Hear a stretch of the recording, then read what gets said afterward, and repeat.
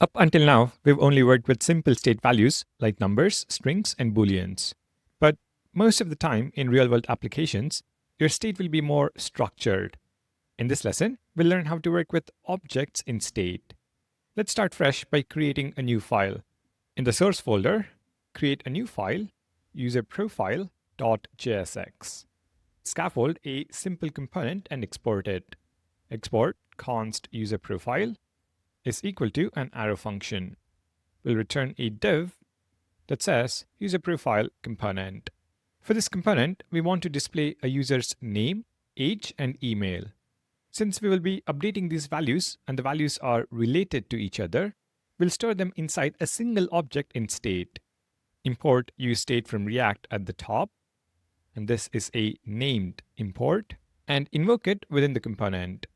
As the initial value to useState, we will pass an object with three properties: name as a string, Bruce Wayne, age as a number, 30, and email as another string, batman@justiceleague.com.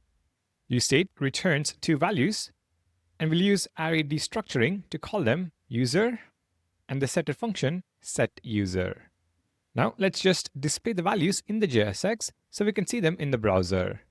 So within the div tag, add an h2 that renders user.name, a paragraph that renders the age, user.age, and another paragraph for email, user.email. Pretty straightforward, just dot notation to access each field. Let's import the component in amp.jsx and invoke it. At the top, import userProfile from /userProfile and invoke the component. Check the browser and you'll see the component rendered with the values we passed in the state: name, age, and email. Now let's update just one of these properties. We'll start with the name. In the JSX, we'll add a button with the text change name to Clark Kent, and an onClick handler that calls a function called updateName. Let's define the function. Const updateName is equal to an arrow function. And we already learned that the setState function is what triggers a component re-render. So we cannot directly update the user object in the state. User.name is equal to Clark Kent will not work. Instead, we will call setUser and pass a new object. Since we are only updating the name, we will pass a new object with name set to Clark Kent. Let's also log the user object to the console to see what's happening.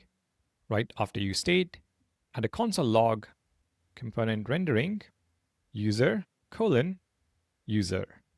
Save the file, and back in the browser, open DevTools console, and we see Bruce Wayne's profile with age and email. The same object is logged in the console: age 30, email batman@justiceleague.com, and name Bruce Wayne. Now we clear the console and click Change Name to Clark Kent button. We can see the name updates, but the age and email disappear. And the console confirms it. The user object now has only name property set to Clark Kent. This is a super common mistake beginners tend to make. When you call setUser, you're replacing the entire user object. Since we only provided the name property, that is all our new object has. The age and email properties were thrown away.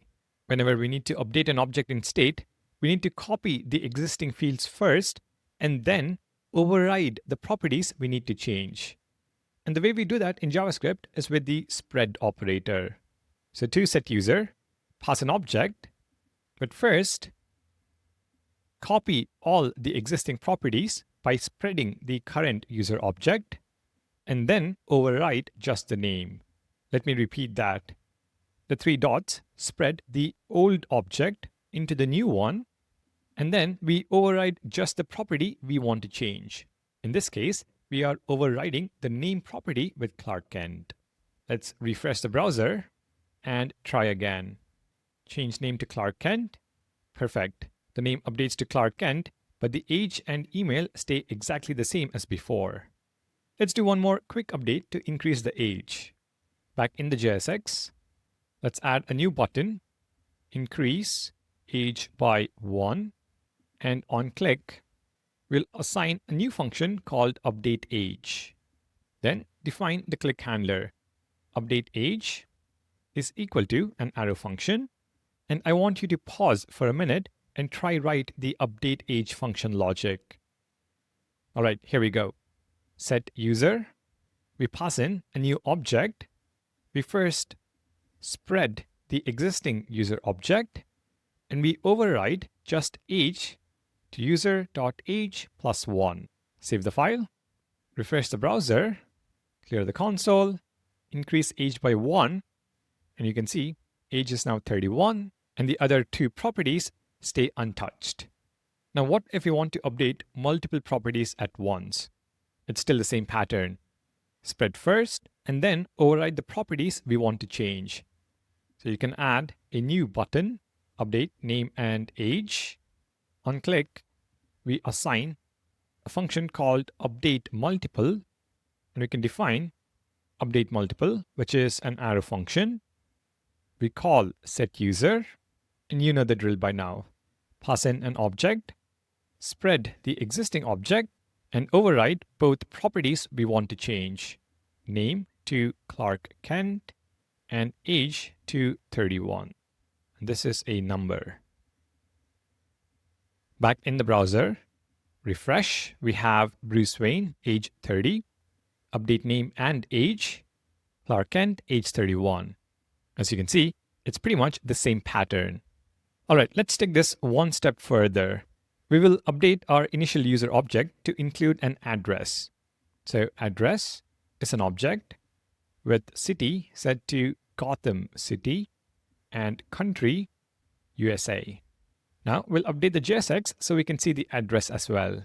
After email, a paragraph tag, city is going to be user.address.city.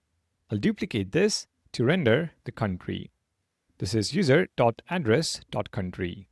Take a look at the browser and we see Gotham City, country USA. Now let's add a button to update just the city. So button, the text is going to be move to Metropolis. On click is going to be a function called update city, which we will now define. Const update city is equal to an arrow function. We'll call set user, passing in an object. We spread the existing user object, and then we set the address object city to Metropolis. If we save the file and head back to the browser, refresh, we should see city Gotham City. Click move to Metropolis. City is now Metropolis, but the country disappears. We've made the same mistake as before, just at a deeper level.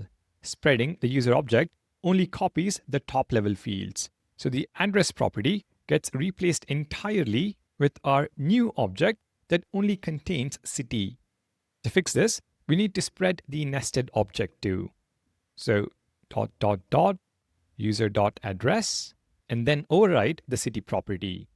Back in the browser, refresh, city is Gotham City, move to Metropolis, city is Metropolis, but country remains USA. We've successfully updated our state object. Let me quickly summarize what we've learned. Always use the setter function to update state, as changing the object directly won't trigger a re-render. Calling setState with an object replaces the entire object. To keep existing fields, always spread the old object first. For nested objects, spread both the outer object and the nested one.